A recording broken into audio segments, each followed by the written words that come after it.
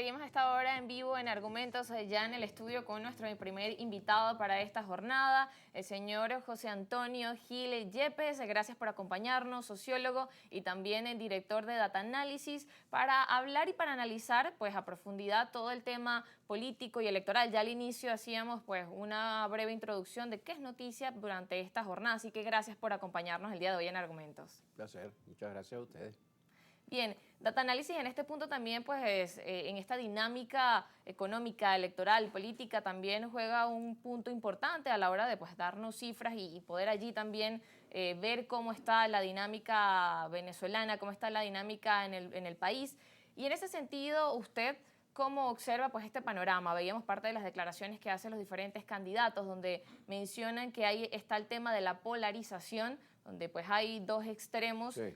Y por otro lado también estamos viendo pues que está desde el lado de los venezolanos esa intención de ir a participar y que ha aumentado esa intención de ir a participar. Mencionaban ustedes en un 70% de participar en el 28 de julio en las elecciones presidenciales. Sí, mira, es muy halagüeño que se vea que la participación está creciendo. Hace un año era 40 y pico, 50%, no llegaba a 50% que decían que iban a votar, pero hoy en día ya vamos por un 70%.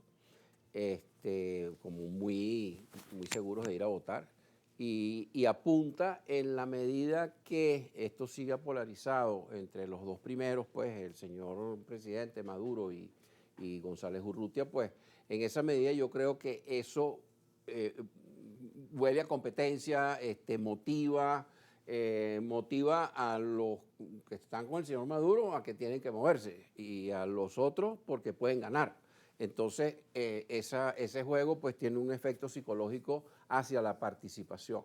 Ahora, si se diluyera el voto, no solamente de González Urrutia, sino también del señor Maduro, se diluyen los votos, eso más bien huele a derrota para ambas partes y eso haría bajar la participación electoral. Pero yo creo que vamos hacia una alta participación electoral y sí está, a pesar del Twitter de Ceballos, pero sí está polarizado y ya a estas alturas es difícil que se despolarice.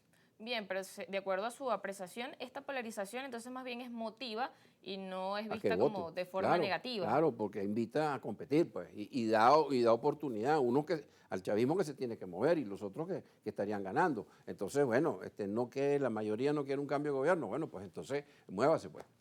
Claro, y importante mencionar, como usted decía, ese efecto a la parte del sistema psicológico, que usted como sociólogo, también cómo influye eso. Bueno, influye hacia motivar a votar, porque la competencia parecería tener sentido.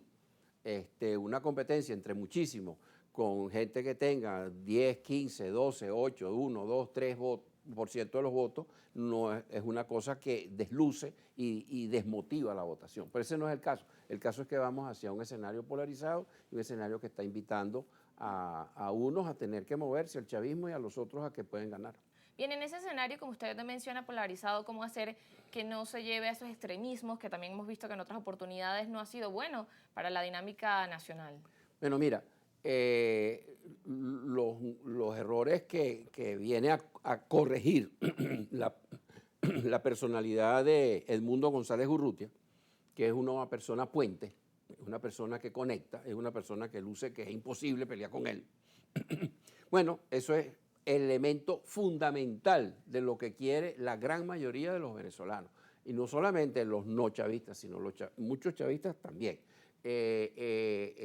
Los grandes errores de la política venezolana de parte y parte han sido la polarización que planteó Hugo Chávez, y la oposición cometió el error de caer en el juego de la polarización, del conflicto entre el gobierno y la oposición. Segundo, la oposición cometió el error de ir dividida y de verse las costuras rotas dentro de la misma oposición, la fragmentación de esa oposición y las críticas dentro de ellos mismos, cosa que también reaccionó la mayoría de la opinión pública en contra. Y el tercer elemento es la crítica de la oposición contra el gobierno y del gobierno contra la oposición. Bueno, esto no son los problemas de la gente, que son mayoritariamente económicos y luego de servicios públicos, no se resuelven con crítica, sino con soluciones. Entonces, parecería que la personalidad de González Urrutia y la campaña de González Urrutia está orientada en esa dirección. Alguien me preguntaba, ¿y qué es lo que tiene que hacer el señor González Urrutia para incrementar sus votos? Bueno, lo que tiene que hacer es hacerse ver, que no cambie su personalidad para nada, parece que lo hubieran mandado a hacer. Esta semana iniciaba pues esa campaña donde se mostraba en conjunto con la señora Machado y pues está en ese ir a las diferentes comunidades. Y la señora Machado muy moderada dentro de sus planteamientos, que tuvo una época más dura, bueno, pues muy moderada en sus planteamientos, y la idea es tender puentes entre todos los venezolanos. Y sí, nosotros tendremos que ver lo que sería un gobierno de transición. A veces un gobierno de transición se interpretaba como que era un gobierno de por un rato o que el presidente de ese gobierno no podía repetir como candidato electoral, cosa que yo creo que hay que reformar la Constitución y no repetir, o al menos recortar el periodo a 4 años y ponerle 2 periodos y más nada. Pero no, el contenido de un gobierno de transición es que nosotros tendremos la única posibilidad que hay para un cambio de gobierno es que nosotros nos entendamos en función de que un nuevo gobierno no puede salir a perseguir a los viejos. Eso es lo que hemos hecho por 200 años de historia republicana, perseguir al anterior. Y eso ha resuelto el problema de que los regímenes dejen de cambiar y se estabilice una sociedad y que tengamos una sola constitución desde que se creó el país, como los Estados Unidos, o que tengamos hasta creo que unas 40 constituciones que hemos tenido y 13 regímenes desde Simón Bolívar para acá. No, nosotros tenemos que empezar a entendernos. Y la única manera que puede haber un cambio de gobierno es bajándole el costo a la salida del gobierno. Entonces, si yo te digo a ti que te voy a perseguir, yo veré cómo hago, pero buscaré la manera de no entregar el gobierno. Entonces, yo creo que es fundamental ver anuncios muy claros en función de una ley de amnistía, en función de que algunas personas del gobierno anterior pudieran ser parte de un nuevo gobierno de lo que hoy en día es oposición. Bueno, fíjate fíjate 2 casos emblemáticos de esas transiciones. El caso de Sudáfrica, los blancos entregaron el poder a Mandela y ahí no se movió nadie. El primer defensor de los derechos y de las propiedades de los blancos fue el mismo presidente Mandela. ¿Ok? Al expresidente Leclerc no lo tocó nadie, ni a ninguno de su gobierno. Segundo, el caso más emblemático y latinoamericano, el señor Pinochet. Señor Patricio Aligüín, ¿usted quiere que yo le entregue la presidencia de la República? Bueno, mire, ya yo soy senador, porque ese fue el acuerdo. Antes de las elecciones ya había el acuerdo de que yo soy senador vitalicio. Pero a mí no me toca a nadie. Segundo, yo voy a ser el comandante de la fuerza. ¿Cómo? ¿Usted va a ser el comandante de la fuerza? Ah, pero ¿y quién ha dicho? Pues usted está entregando el gobierno, ¿cómo se va a quedar? No, yo soy el comandante del ejército, porque si no, primero, ¿quién le garantiza a usted que mis amigos no lo van a tumbar? El único que le garantiza a usted que mis amigos no lo van a tumbar soy yo. Segundo, ¿cómo me garantizo yo que usted con la fuerza no me va a mandar a perjudicar o a meter? Entonces, mire, cuando Ecarri dijo, pues habrá que dejar al general Padrino López aquí como ministro de la Defensa, y que la gente se burló de él y dijo, qué barbaridad, está loco. No, ningún loco. Es obvio que tú tienes que tener unas garantías de que podemos convivir en paz, de que la idea es resolverle el problema a los venezolanos y no emprenderla contra unos que lo hicieron así o asado, porque eso es esclavo pasado. Esa agua ya no la puedes recoger.